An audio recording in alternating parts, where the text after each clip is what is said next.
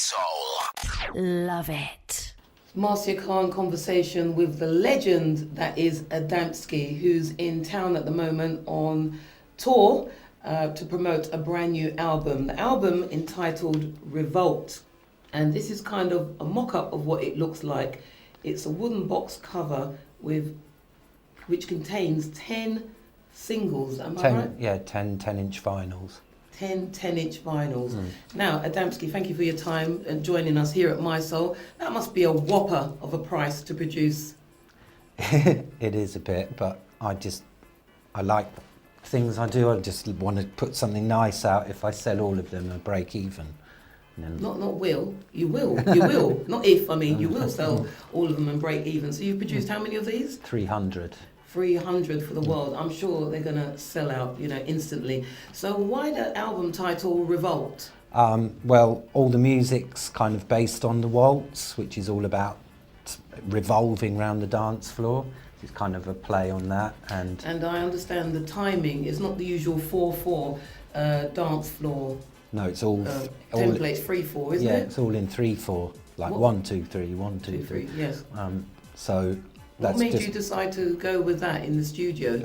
I just kind of came across, well, it's an ageless rhythm that's been around for hundreds of years. But I was staying in Venezuela quite a lot a couple of years ago, 3 years ago or something, and I kept hearing this rhythm in the folk music, and just.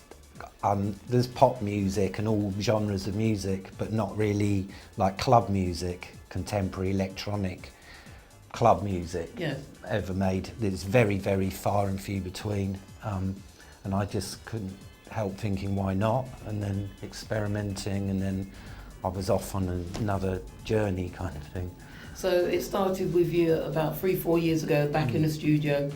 You stumbled across this well, I was in Venezuela with my laptop. Okay. Most days I'd be on the beach, but it was a rainy day, and all this music I heard everywhere in taxis and in bars and everywhere. I just thought I want to see if I can kind of make that with the nice Latin grooves that they bring to it, being South energy America. For the dance floor as well, Yeah, and then I researched it, and just I uncovered, that it was the real original dance underground.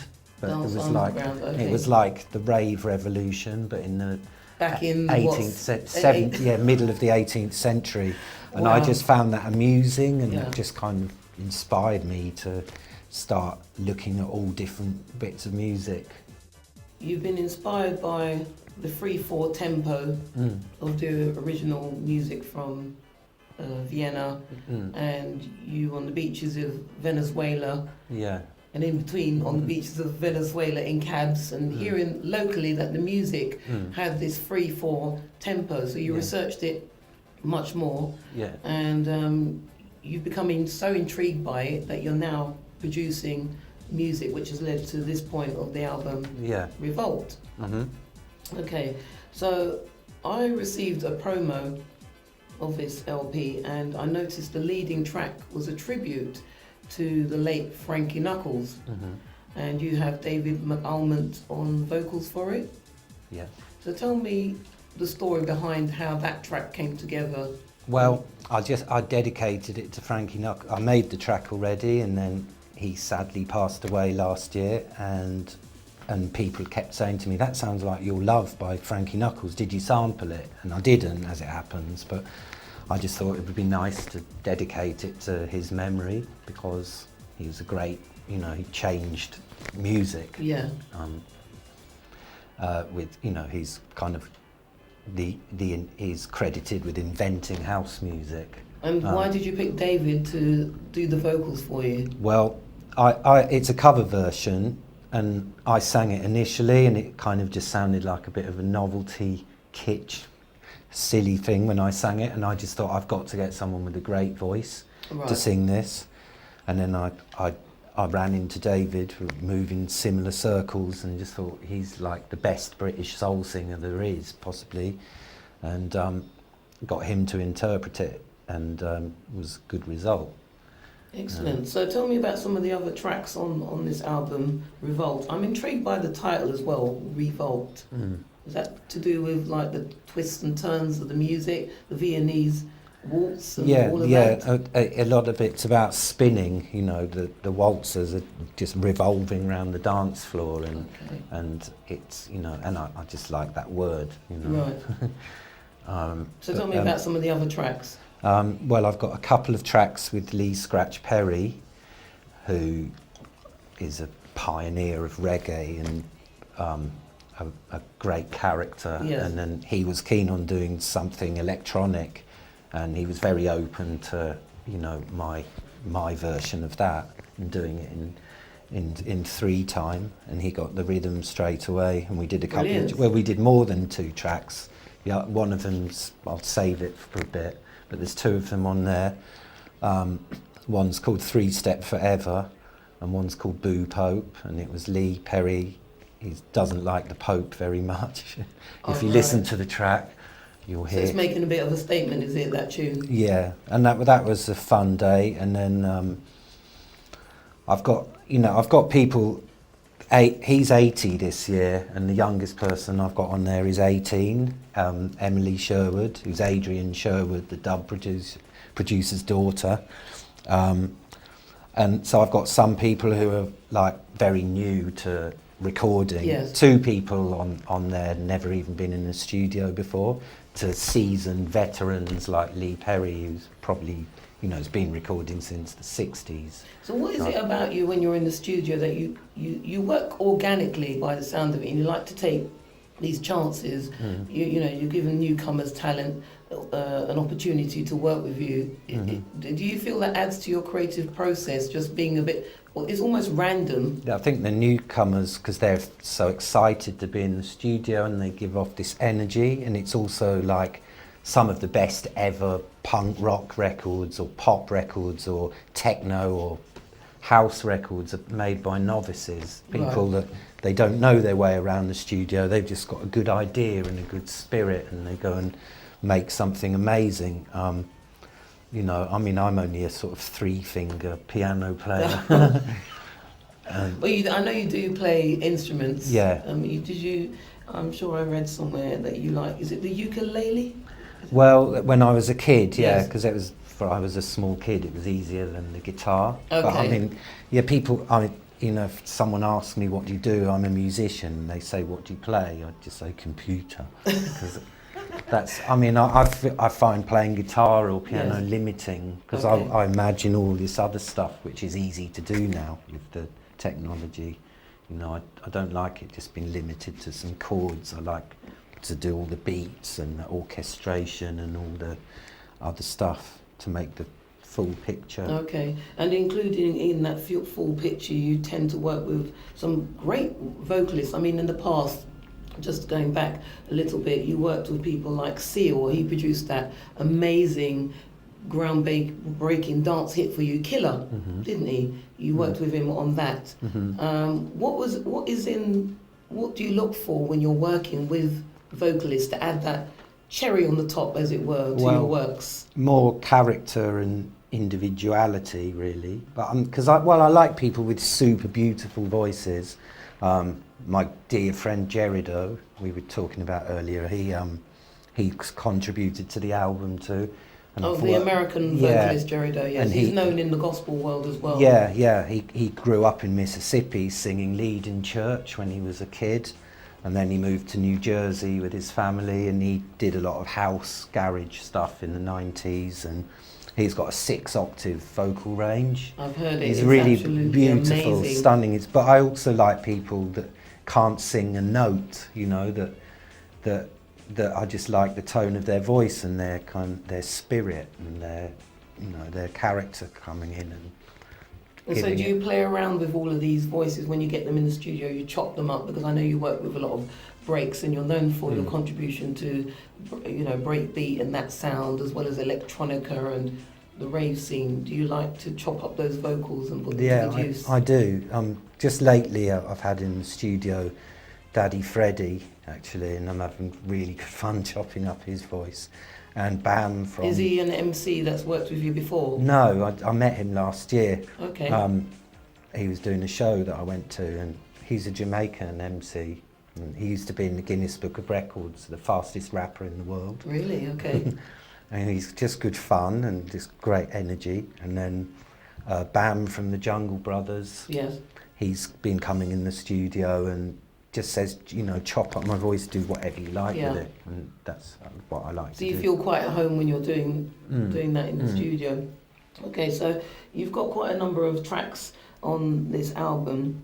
But before that, you took a bit of a hiatus, didn't you? I mean, you've been away for some years. You had the Killer track, the NRG track, and I know before that you started out with the Stupid Babies and also a group called Discord, Datcord, which was sort of like a punk, post-punk, hip-hop outfit. Your brother was in that band as well. Take us back to that time. How did that all start out for you then, back in the 80s? Well, the Stupid Babies was 79. I was just inspired by the ethos of punk, that anybody can do this, and I used to send cassettes to record labels. And how did you manage to get your 5-year-old brother though on track? Oh, I just coerced him. I'm a bit of a Svengali. Okay. But Discord Datcord was with my older brother, who's really good technically. He could build like sequencers and samplers and bits from Maplin and stuff, and we were just embracing the new technology in the 80s. And then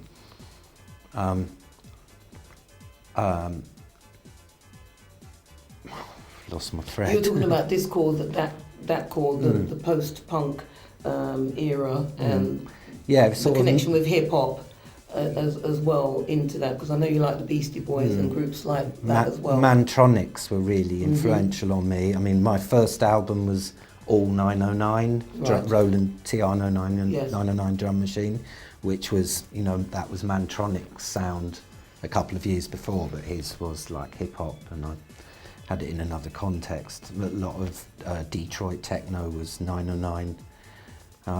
I just like things that come along that are new and exciting, and I just sort of just mix it up. Excellent. Really. So for your period when you were with MCA Records, which would you say was one of your best albums? Well, just to sum up. The first one was instrumental, and that's what got me signed, was my instrumentals, and that's the kind of the album people remember. But the third album I did, called Naughty, I've got some great friends on there, like Jimmy Polo singing a track, Nina Hagen, German sort of punk godmother.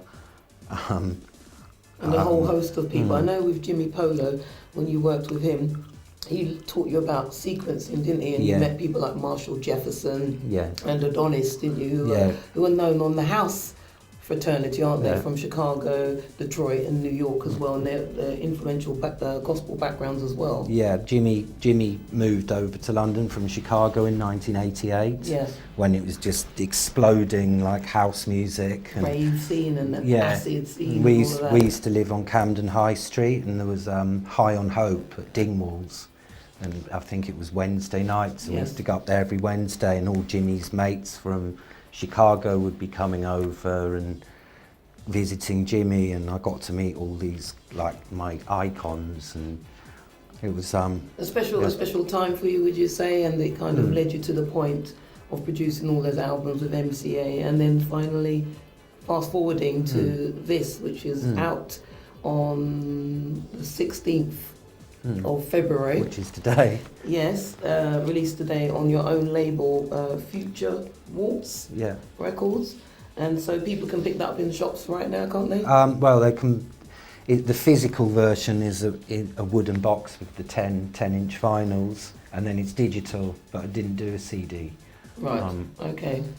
Well, I wish you all the best of success with the sales of that. I reckon it's just going to fly out the shops because it's something quite unique and special to you. After this project, what's next with you? Are you on the road? Are you going to be touring this project? Well, I just keep making music in 3/4 time. Like I'm still obsessed with it, and you know, just more collaborate with more different people that come along from different genres, and I've never had a plan, you know. Okay. I just maybe it's good to be like that, free-spirited. Yeah. And you know. I never stopped making music in the 90s. I just went down different paths, and then I moved country like 3 or 4 times. Yeah. And I was called Adamski for about a decade, and just doing more underground stuff and around Europe and Russia and stuff.